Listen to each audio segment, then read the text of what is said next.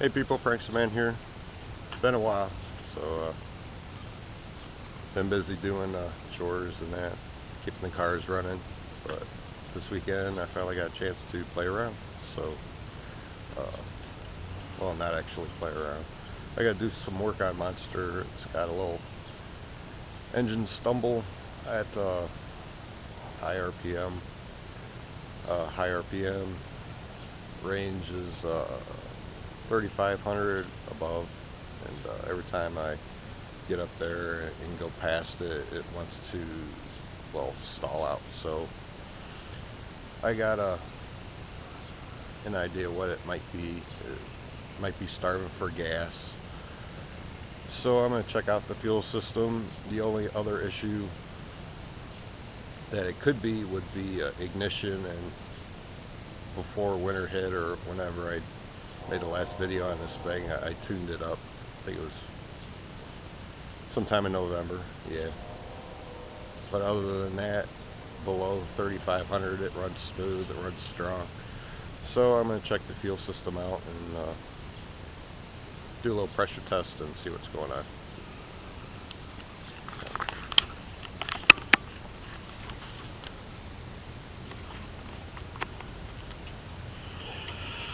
Playing around with this thing, I see an issue already.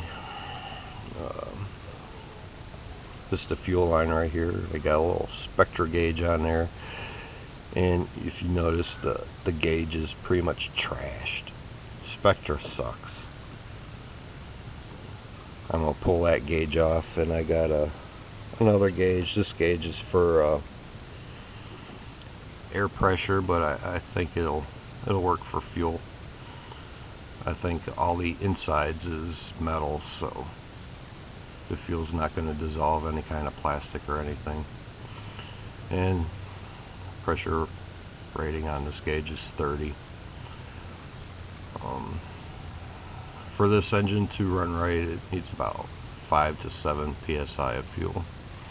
Otherwise, this thing's got a big carburetor on there. Any lower, and it's going to be running out of fuel real quick. So first order of business is I'm going to get this gauge off,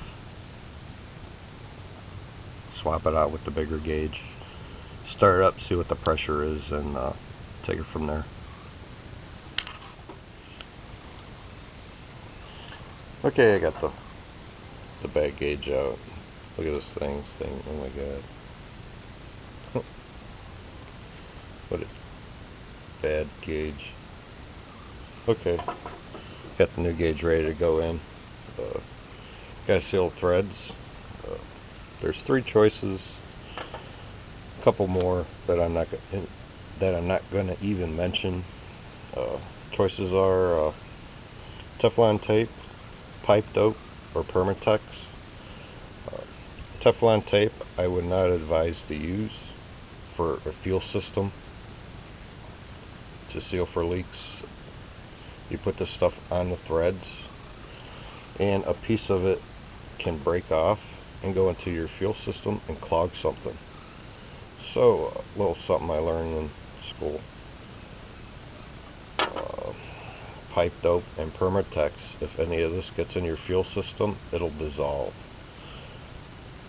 So I'll be using the pipe dope to seal the gauge onto the fitting. Okay, I got the new gauge in there, and for the old gauge, say bye bye.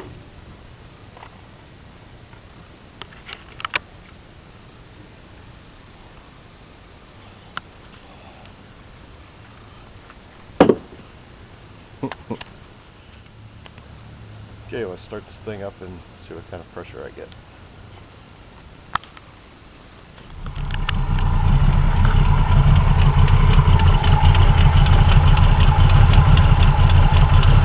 Five psi is good enough. It's not the best, but it's doing okay.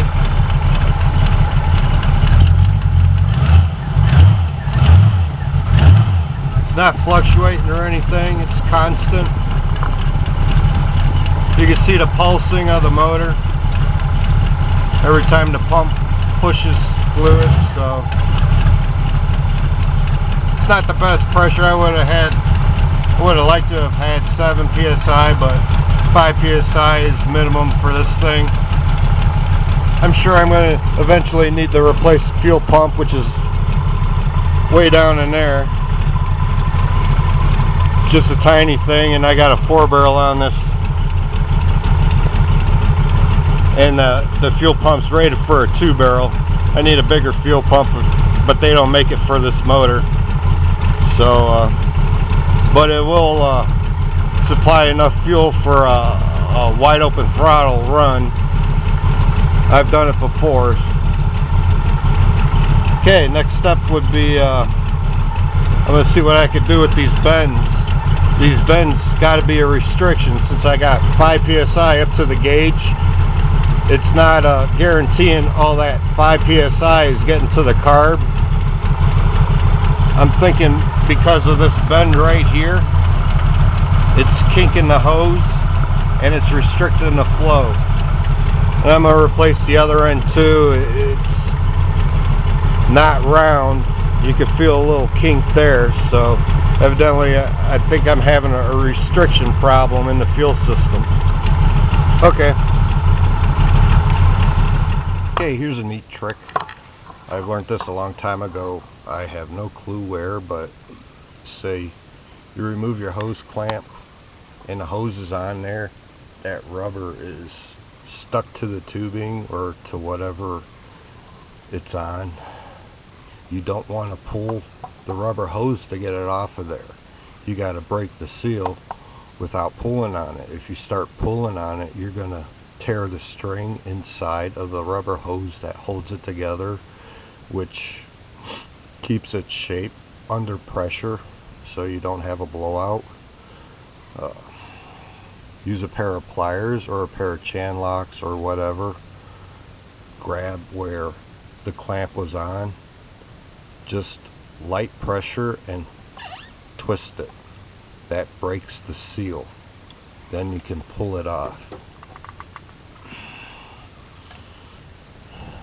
You want to pull it off gently, of course. You don't want to stretch it because you're going to break the strings. But that part's always the challenge too. So get it at the end and it should come off with the screwdriver. See how I do it? Just push it off. It'll work its way off. That way you don't have a blown fuel line or any kind of hose blowing somewhere down the line after you do the repair. That's just annoying. There we go. Gas all over. Alright. Okay, I found a piece of tube that I'm going to use. It's already bent up with a sharp more than a 90. But at the tip it's about 90 degrees. When it fits in there, it'll take care of that bend instead of using the hose. It'll be with the steel line, and I should have enough room to run my gauge. So this part came off of an air conditioning system off of a car. I just figured it'd be useful and I threw it in my bucket, so I dug it out and it's 3/8 tube. Also gonna cut this fitting off of this tube so I'll have something to screw in there. I need to flare this end. This fitting won't work for anything. I'm going to chop it, flare it with the fitting on this tube, and then put a little bead on this end to hold the hose on. Okay, when I come back it should be done. Okay, I got the piece all done. I put a flare, a single flare on the part that goes into the carburetor, and then I put a bead on here to hold the rubber hose on for the gauge. To make the bead, I just picked at it with a pair of pliers, needle nose, opened it up and then filed it smooth so it don't tear into the rubber. Pretty simple. Okay, when I come back, most likely be during the test drive. One more thing. Here's the hose. This is the end that went to the carburetor. See that? I'd say that was a problem. If not the problem causing my my engine wanting to die out at high RPM, it's definitely a problem somewhere down the line. So evidently. Okay, just wanted to show that. That was underneath. You couldn't see it while it was on the carburetor. Let's see how long my batteries will last.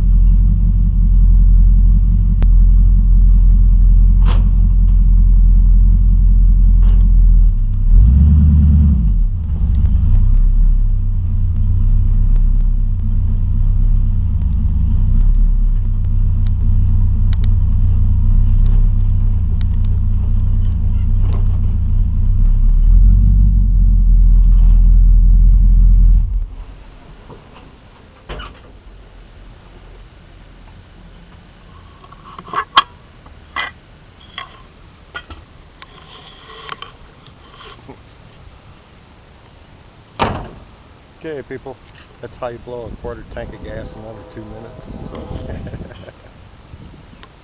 So, fuel problem is solved. Had the thing up to $5,000 without a stumble. Even sprayed it. So, yeah, the way I got the spray set up right now, $5,000 is when it kicks in. I don't know how fast that is. I don't know, probably about 90. But I had to let off. I didn't want to go too fast. It was in rush hour. So, if you like this kind of thing, rate the video, share it, comment, subscribe. Frank Smash. Bye.